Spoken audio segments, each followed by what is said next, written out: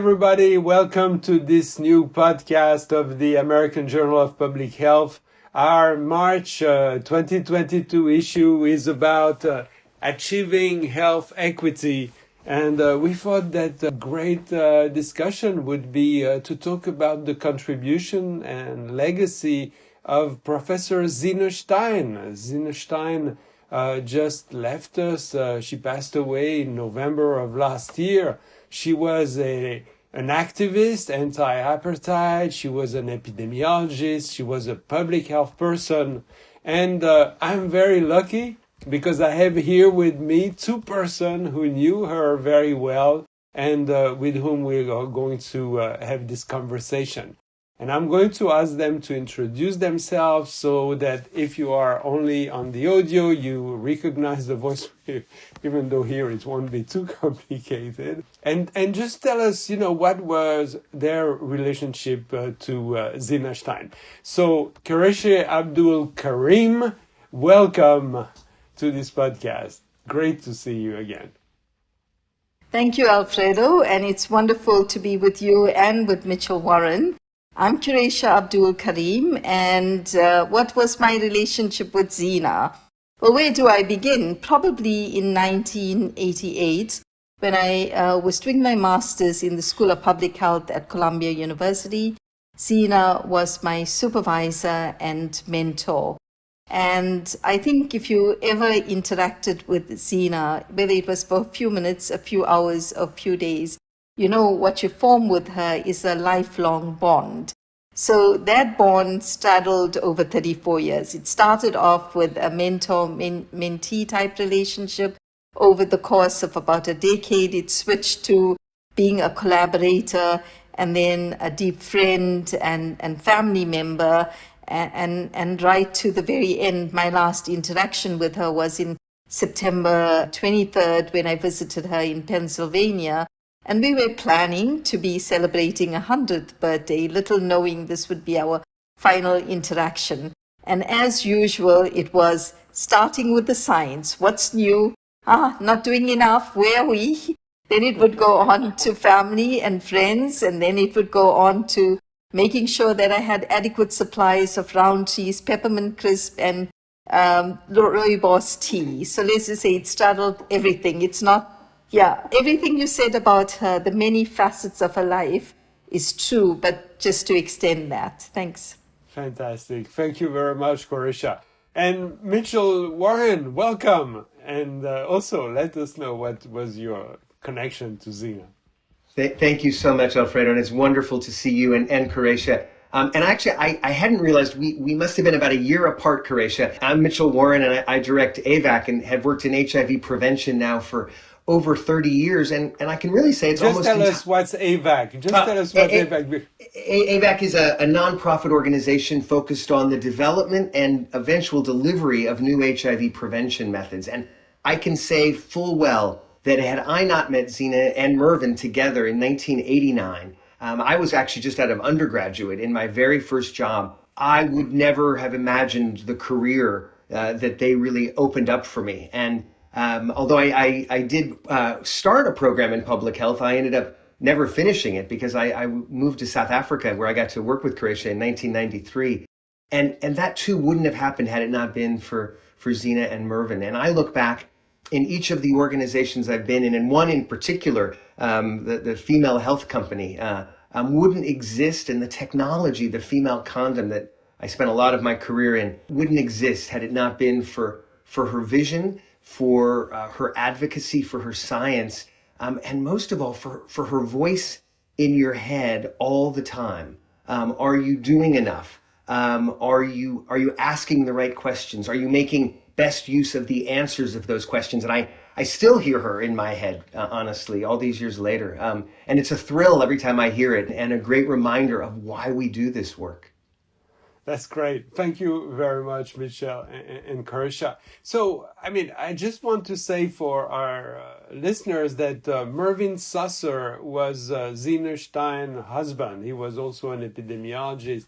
But they both came from South Africa and they had to leave. Can you tell us about their story while they were in South Africa?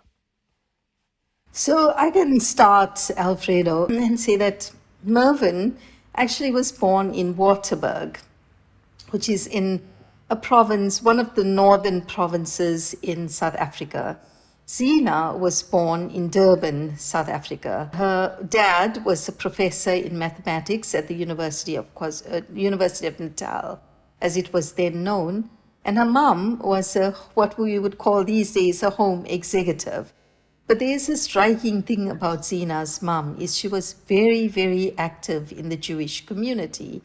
And around just after, I think, or just before the First World War, there were a lot of Eastern Europeans who arrived in South Africa from countries like Latvia, etc. And her mother immediately was the person they'd go to if they came to Durban.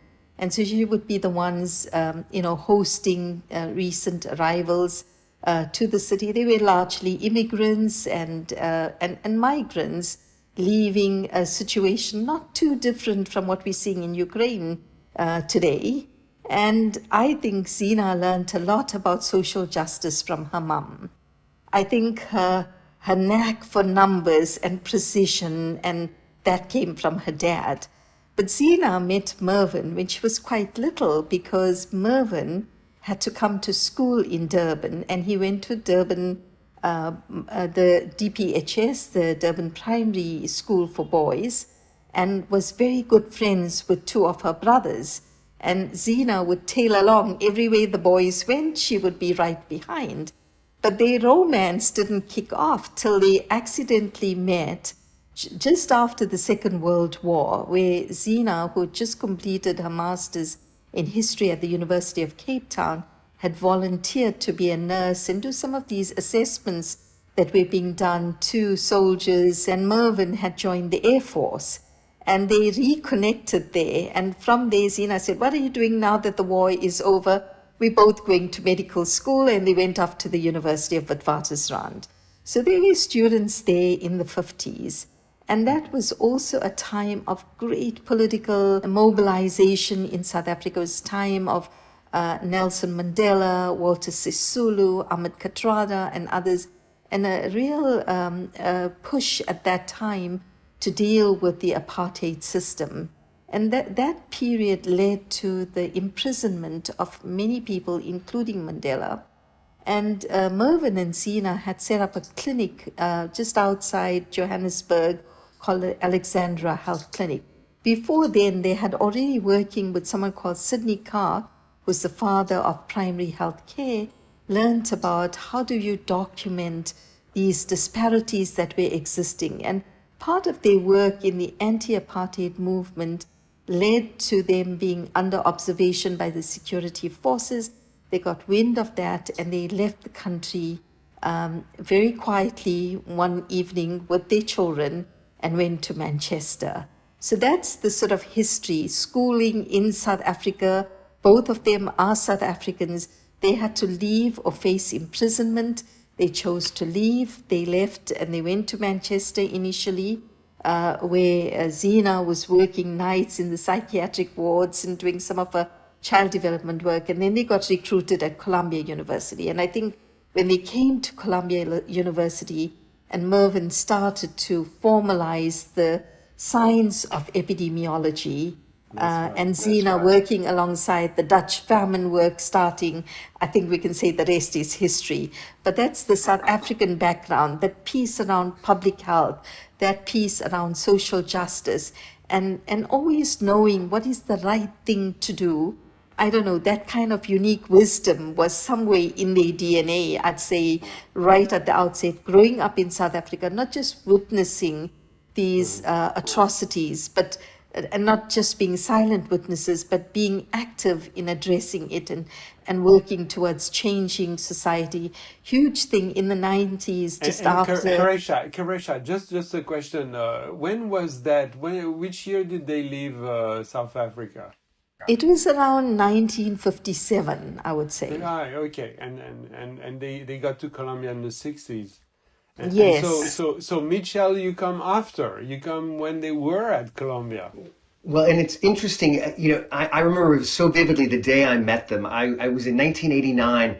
at a small meeting of the American College of Physicians. And I was just out of my undergrad working for an organization called Medical Education for South African Blacks that was working to train Black South Africans in all the health sciences. And the founders of the organization, who were Herb and Joy Kaiser, they were contemporaries of Mervyn and Zena, couldn't go to the meeting, and they sent me, and I had no idea what to expect. And I rock up, and there is Mervyn, always with his ascot, I'll never forget, and Zena.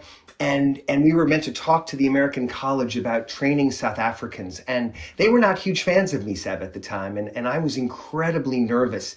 And they knew that. And yet it was a day spent talking about human rights, about social justice. And it's interesting, that Quarraisha, you mentioned their Jewish upbringing. I entered this entire work because of my own Jewish upbringing and this idea of tikkun olam, that every individual can contribute to bringing, better opportunity to the world. And they were such inspirations there, because even though their philosophy and approach to training was different than MISAB's, they recognized that we were all in this together. We all had something to contribute. And it was so profound that they allowed this 22-year-old kid to share a platform with them. And I'll never forget those conversations and the wisdom, as you say, Quarraisha, about what it meant to go do and to actually try to contribute in any way, big or small. And I think one of the most important lessons, something we all know, that there are major changes in the world, but they almost always come down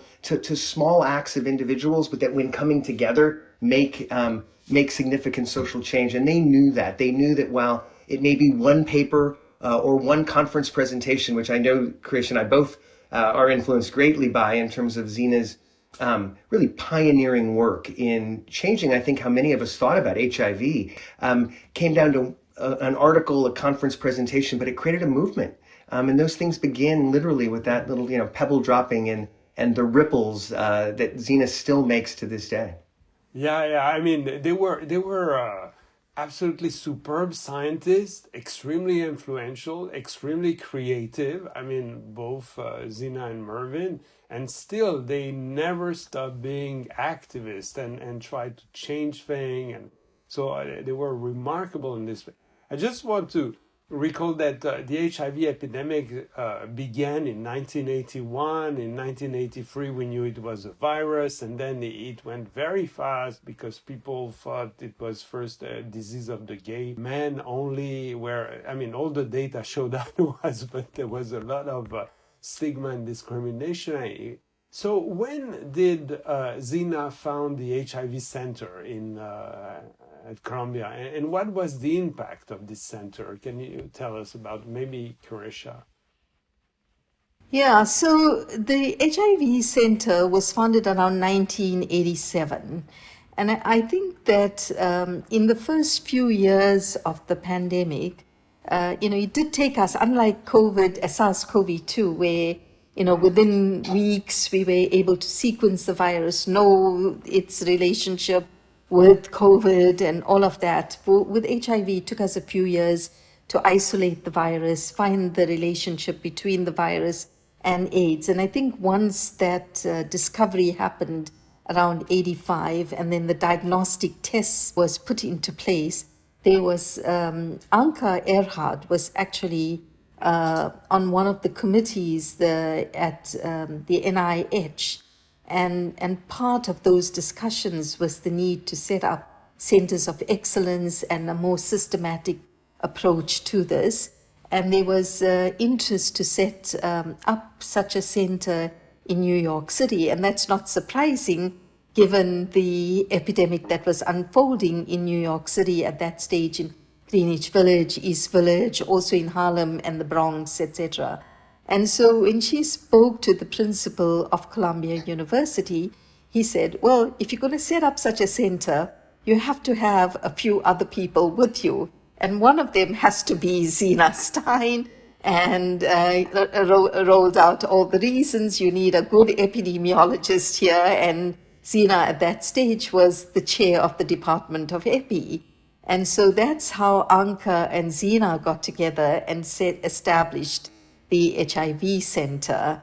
And that's the beginning of it. And part of Zena's work, I think, is Anka jokes about this, how, officially Zena was supposed to be the co-director of the center. But Zena said, I don't direct anything, I just do. And the wonderful stories of Zena, immediately thinking beyond the epidemic that was unfolding in men who have sex with men, to saying, what about the drug users? And what about mother-to-child transmission?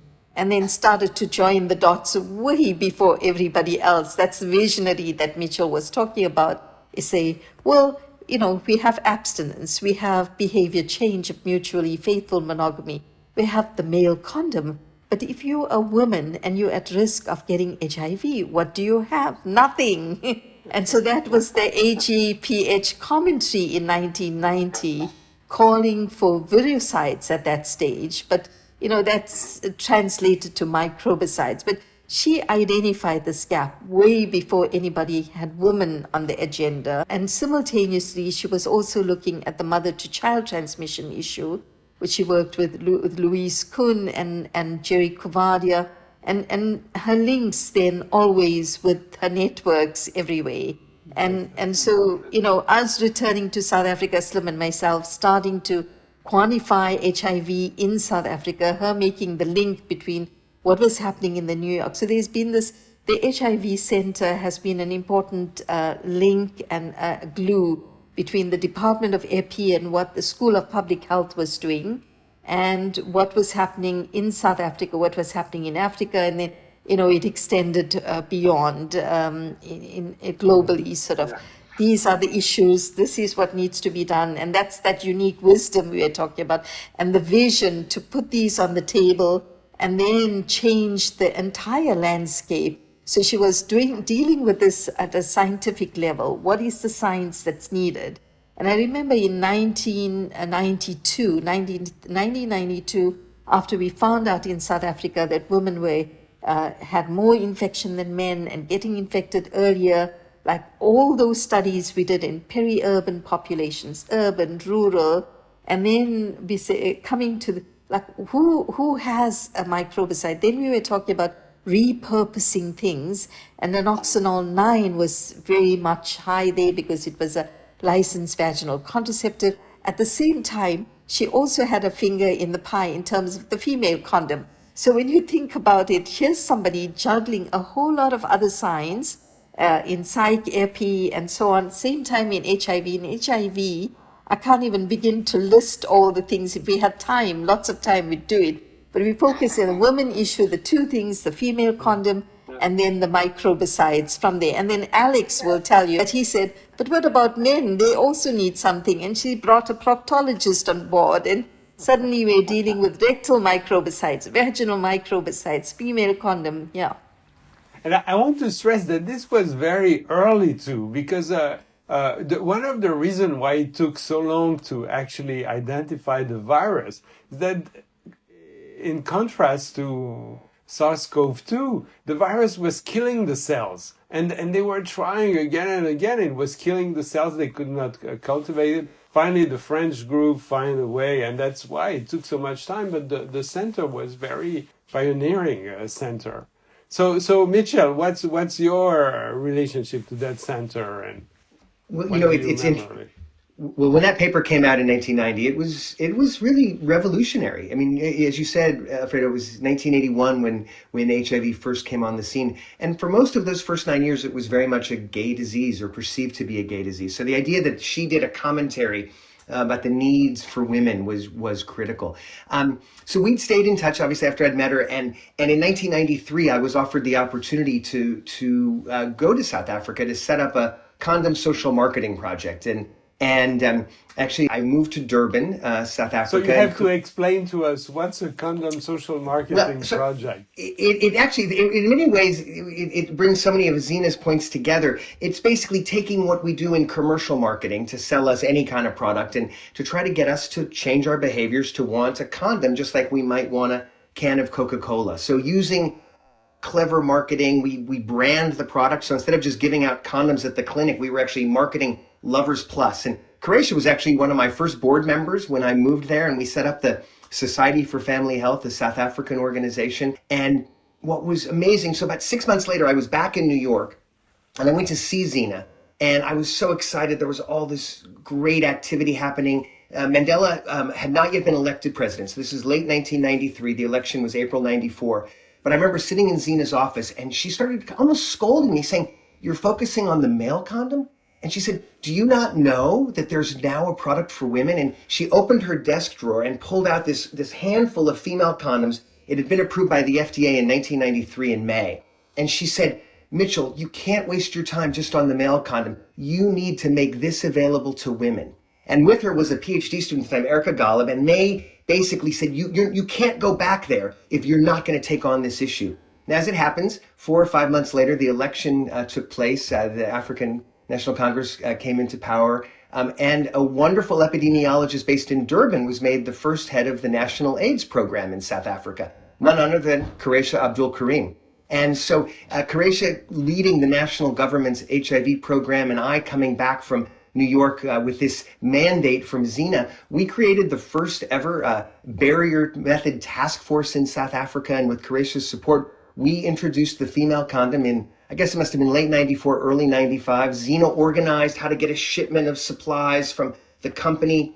But then one of the most important things in all of Zena's work was, yes, we needed to develop these new methods. Virucides, as they were first called, then microbicides, the female condom, gels, eventually a vaginal ring. But if you go back to that first commentary in 1990, Zena knew before any of us did that this was not about the products. This was not about the biomedical technology alone. It was about the programs to deliver them, working with women to help them understand their own lives, their own realities. And it was that I think was most telling, because she always knew we needed these new products, but she more than that knew we needed the programs to deliver them with a rights-based approach, focusing on, we talk all the time rightly about client-centered and people-centered programs. It may just be my own revisionist history. I think Zena taught me that 30 years ago. It was about the individual at the center. I was just thinking, Mitch, that, and going back to Alfredo's question, which is when we first started to deal with the AIDS pandemic, we're dealing with AIDS, a very visible disease that made young people very ill and young men very ill. That was what we were seeing. So prevention wasn't a high priority, but looking for treatments for AIDS patients, ensuring that this inevitable fatal condition could be transformed, as it did around the mid-90s. But Zena was always about prevention. And how can we prevent infection? So that's the one part. But the other part of it was their ability to almost immediately, whatever the issue is, they saw it first as the social challenge that was posed by whatever the epidemic or pandemic was, whether it was the Dutch famine or whether it was about HIV/AIDS. What is the social issues there? And how can science be an important step in addressing very complex social challenges?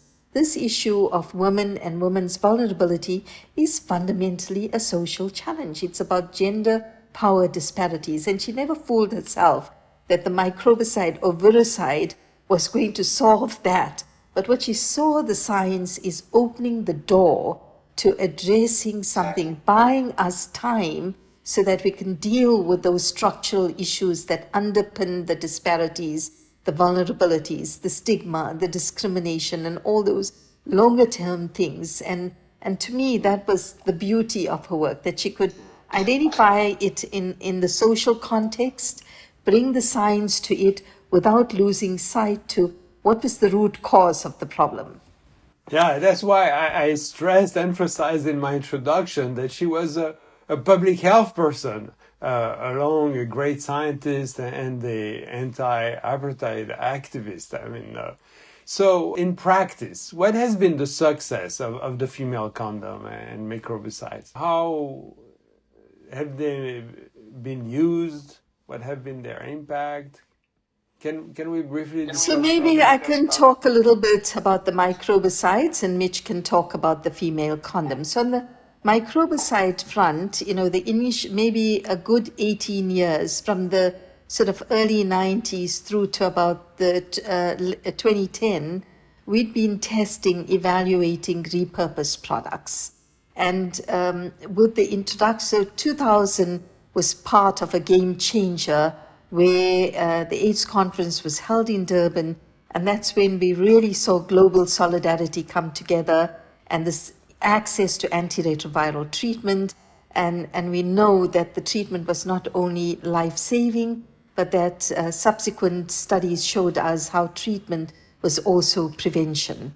So the introduction of ARVs introduced a lot of us to antiretrovirals and looking at its potential. Already it was proven to reduce mother-to-child transmission. So its application for prevention and prevention in uninfected people was what we now call this whole field of PrEP, was what really opened the door for the UN 2016 declaration of ending AIDS as a public health threat. So that's the cumulative knowledge of the use of ARVs for treatment and prevention and this whole new technology of pre-exposure prophylaxis. So the CAPRISA 04 trial was the first to describe this concept. It was followed very shortly by several trials that tested daily oral formulations, and then the oral PrEP use was part of the WHO guidelines in 2016 for all people at risk of getting HIV, and now millions are using oral PrEP, and we've seen the dramatic impact in particular populations, in particular countries, of oral PrEP use. Adherence is a bit of a challenge, and like all innovation, like all technologies, proof of concept beyond that, we see the innovation, and we're starting to see that innovation in terms of monthly rings, 2 monthly injections, and we can look forward to maybe even annual implants, maybe even 6 monthly injections. So that horizon that we see is almost equivalent to the contraceptive world where there are choices. And what we know is when you have choice, people are more likely to find something at particular times in their life or over that's going to work, that they're going to use. And that, I think, Zena being able to see that horizon, not just as something she was thinking about in 1990, but a reality, to me was amazing. The piece Mitch mentioned earlier, that it wasn't just proof of concept, but international global guidelines coming out on PrEP use and coming through, I think to me is amazing, that you can plant a seed and that you got a whole lot of warriors out there picking this up, translating it, making it happen, and the technology is just expanding and trying to meet the needs of everybody who's at risk, who wants to protect themselves, having an option out there that they can use that's safe and efficacious. And what's remarkable, Quarraisha, as you said, and now it's impossible to go to a meeting where someone doesn't draw the analogy between contraceptive choice and HIV prevention choice. And and people say it today in 2022 as if it's a new idea, and I have to remind them always, go back to Zena's article in 1990 in the American Journal of Public Health, because in her commentary, she actually said exactly that. She talked about the need to do in HIV what we had done in family planning, a range of products to meet women where they are with different methods. And no one method is going to answer these issues for everybody all the time. So the female condom, all these years later, still exists. It's coming up on, I guess now it's 30th year next year from the FDA approval, but it's now joined in this basket of options that we can offer people with oral PrEP, as Quarraisha said, with an injectable. I'm excited because, the vaginal ring was recommended by the World Health Organization last year. And just 2 weeks ago, it was approved by the South African Health Products Regulatory Agency, SAPRA.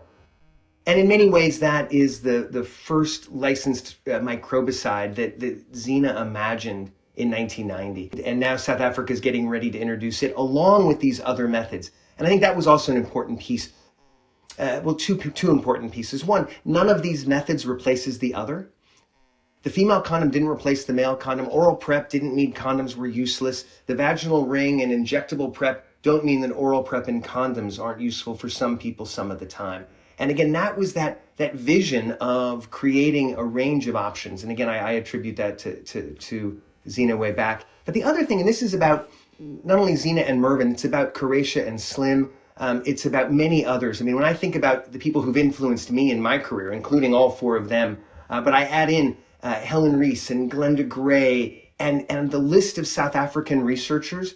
And I actually think that is also a great testament to what Zena and Mervyn imagined. Yes, they'd gone to Manchester and then to New York, but they were South Africans till the day they both passed away. And their legacy is an understanding that science and advocacy can coexist in the individual. And the mentorship they have, there's not a South African researcher I know who wouldn't somehow connect to Zena and Mervyn's work. And I'm not a researcher, but I guess I'm friends with many and I get to play one occasionally on podcasts. But if you work in HIV and the intersection of science and activism and civil rights and social justice, you are a mentee of Mervyn and Zena. Which Quarraisha, I think in terms of testament, your enthusiasm when you speak about her, speaks more than 1,000 words about her shiny personality, inspiring personality, and how much she still lives in your head. I mean, we can see that, and I think you don't need to express it differently by how you look and how you talk about her. So I would like to conclude with asking you, I mean, if Zena was coming at the end of this podcast, what would she tell you? What do we need to do? What's the next step? Just let me know what comes to your mind and then we'll close. So Quarraisha, maybe you want to start. Yeah, I can tell you, if we think that there's light at the end of the tunnel of HIV, there is no doubt Zena would have found another challenge and another issue. And for example, she was already doing that. It's, when the Zika outbreak, Ebola outbreak, now with SARS-CoV, she was always bubbling with ideas. And I kind of always take that, some people make a lifetime career out of a issue, a facet of an issue. No, Zena was just almost like an octopus. And I don't know if you saw this movie called The Octopus Teacher. And it reminded me so much of Zena. It's like many balls in the air. And whatever it is, like the world, it has so many challenges that we have. And if she had another 100 lifetimes, I can believe that she would be taking each of those up. She never gave up the one thing, she always saw it to the end, but then had her eye on the ball. So right now, when we face so many unfinished epidemics and pandemics, she would remind you, no, you can't just jump from one thing to another. See this through, but then take those 24 hours and make it work to take the other things on as well. And constantly look at ways of connecting the dots between the epidemics, whether it was HIV and TB or HIV and SARS-CoV-2. So I think she had a unique way of, and I think some of us have inherited that. She did this capacity building program. People talk about when is the best time to plant a tree, and Mitch talked about the South African capacity. Why does South Africa stand out? Because she had the vision to set up this Columbia University Southern African Fogarty AIDS training program. Over 600 people trained in that. She and Mervyn would come year after year with Sharon Schwartz. Well, Alfredo, you were part of that. You came and ran courses on advanced epidemiology. So it was this two-way, go to Columbia University, come to South Africa, go around, make sure you're not just training scientists, you're also training program managers and policymakers, and just do the multiplier effect. She and Mervyn were in their 70s when they came to run the Africa Center. It was short of a director. That didn't faze them. It's in the middle of one of the deepest rural areas in South Africa. That didn't stop them from coming, doing this, spending 2 years of their lives when somebody else would be saying, oh, I'm going to put my feet up. No such thing. Mervyn and Zena worked right to the very end. It's like, you can't just waste this oxygen on Earth. You have to breathe it and make life count. And how do you make that count? By leading a meaningful life. So that's it. I think she would say, are you just wasting oxygen or using this meaningfully? and it's so true. Yeah. And Quarraisha, I was going to actually say something, exactly what you said.